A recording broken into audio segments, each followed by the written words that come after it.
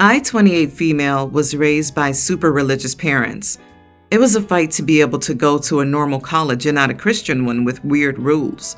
When I did that, they said that they would not be paying for my schooling until I come back to the right path. After struggling for a couple of months, a friend told me that the club she was working at was hiring. I've been dancing my whole life and have a good figure, so I was hired pretty fast. A few months in, I dropped out of college because I was making serious money, about $3,000 for a bad week and $11,000 for a really good one.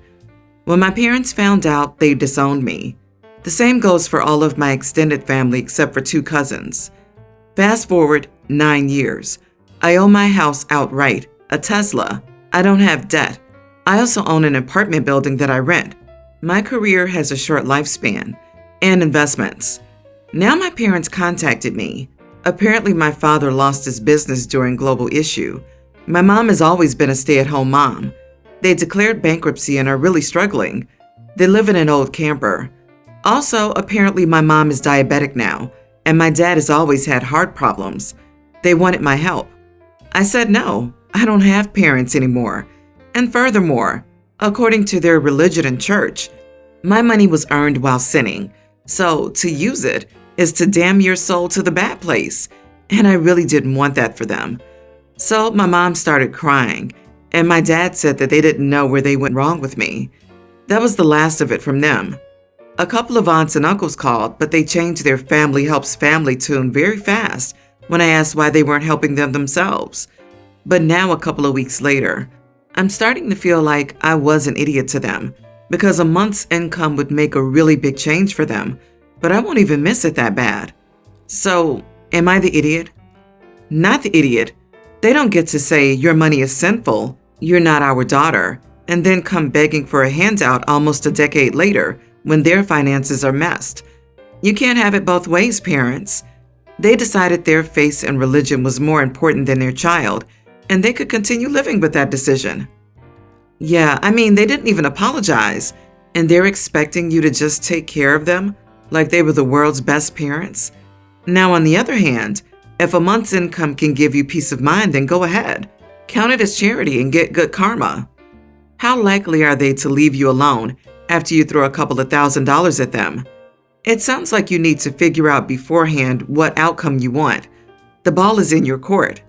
I just think it's really likely that they'll become more aggressive with their demands, given how they perceive you as property rather than a person. Set yourself some good boundaries and don't cross them. So, not the idiot, OP. Let them know they're in your thoughts and prayers. You are the idiot. If one has the means to help one's parent and doesn't, one is almost always the idiot. This is your chance to right a great wrong. You did not cause this wrong. The blame lies squarely at your parents' feet.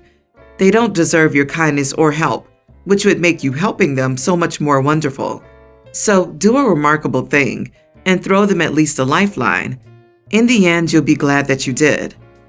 Dude, OP doesn't owe their parents anything. You shouldn't be on a moral high horse right now, and honest to God, it sounds like OP was abused via religious trauma. When you disown someone, you don't get to take it back just because you need money. They deserve nothing and can sleep in the bed they made. Actions have consequences, and they deserve nothing from OP. My brother, 30, is diabetic. He has type 1 diabetes and got it when he was young. As his older sibling, I grew up watching my parents manage this condition for him. He's always been traumatized by this condition and never came to terms with it. So what he used to do, and still does, is act like his condition doesn't exist. The family, mom is now deceased, didn't know how to handle it, because if we let him act like that, there would be significant consequences. So we took it upon ourselves to manage his condition.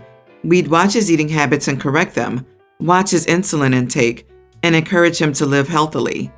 When he brought his now wife home, we told her how it was and that he can be reckless and in denial about his condition, so she needed to help and work with us and keep an eye on him. She did her best at first, but started caving into his complaints about not being able to eat this or that, or when he complained about his insulin intake and having to pay for it. He got increasingly worse in the past 3 months. We didn't know exactly what was happening until his wife told us he was in the hospital because of a hyperglycemic episode. His blood sugar levels were too high. He almost went into a diabetic coma. The reason for this was that he wasn't taking the right dosage of insulin. I talked to his wife and argued with her. She said he deliberately kept stretching out his insulin dosage to be able to save insulin and not have to buy it. I told her she should have kept an eye on him. It's unfortunate that their insurance is screwed and their financial situation is rough, but she should have stopped him and not stood there watching. She said I was too hard on her, but I told her if he was doing this under the family's watch, we wouldn't have allowed it. And so she bears part of the blame for him staying in the hospital. She started crying and asked for a minute for herself. I went home because I couldn't see him after waiting for long. My dad called later, asking about my conversation with my sister-in-law. I refrained from talking about it, but he said she called him and told him everything. He said I shouldn't have said this to her and made her feel guilty. I said I was just disappointed she let this happen and expected her to be the responsible one if my brother wasn't. He said I have to apologize, but I'm unsure whether I was completely at fault here because I feel there's a bit of neglect on her part. You are the idiot. Your brother is 30 years old. He's a grown adult. His wife cannot be on donut watch 24/7. She can't take food out of his hand. She can't force medication into his body. He is an adult who has made self-destructive choices about his health. I know it's hard to hear when he's in the hospital, but his own irresponsibility is what landed him there. And if you're going to point the finger at his wife, you should point one even more at your parents. All of your enabling has allowed your brother to grow into the irresponsible adult he is now. I hope your brother recovers.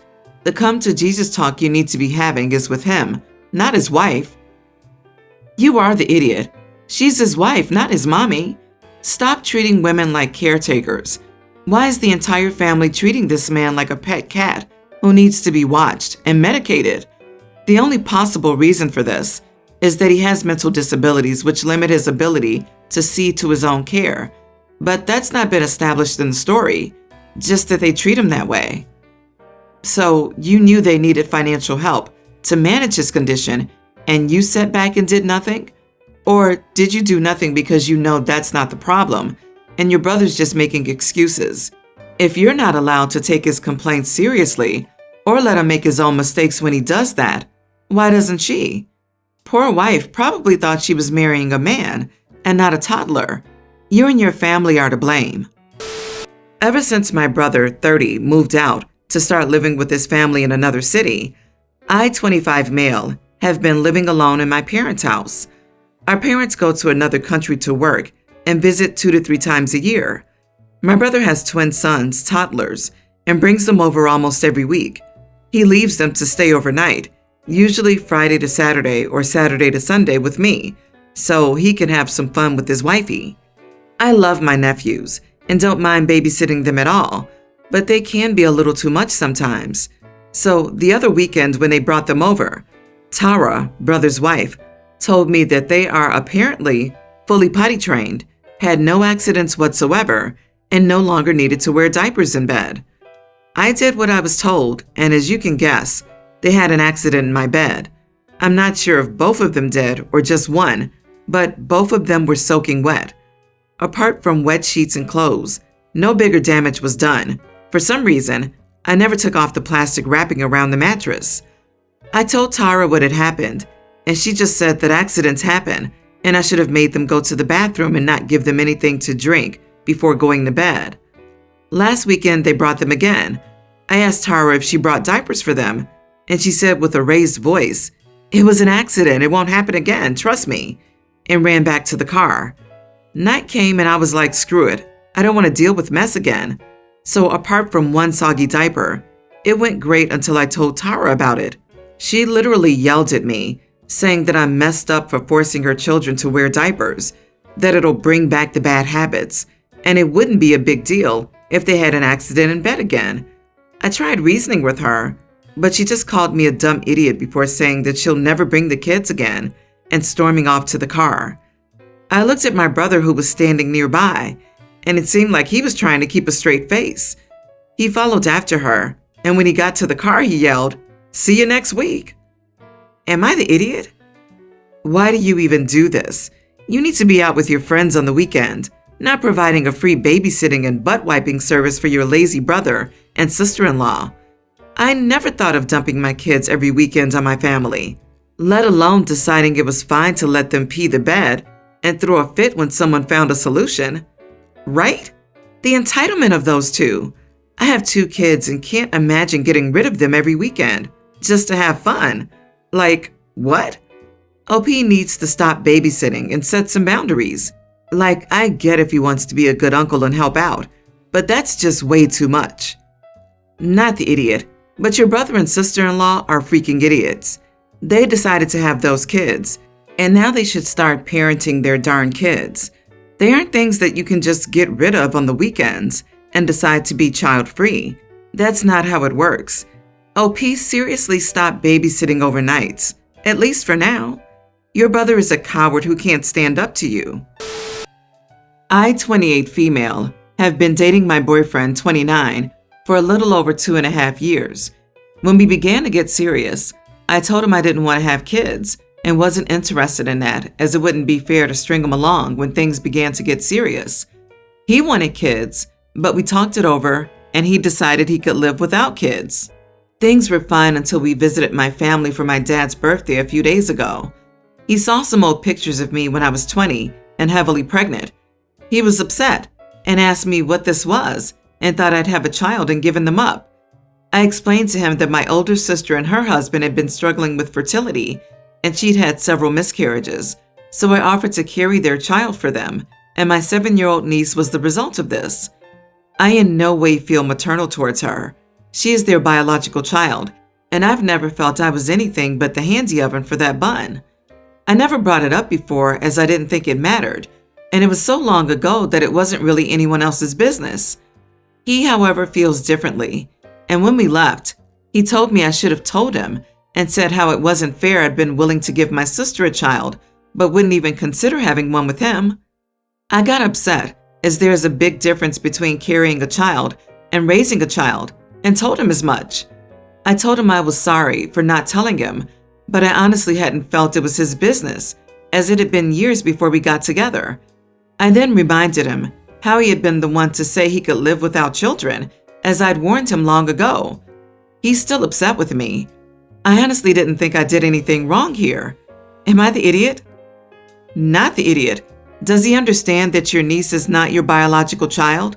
That possible confusion is the only explanation I can think of for why he would react as such, unless he legitimately thought the only reason you didn't want kids was because you didn't want to deal with pregnancy.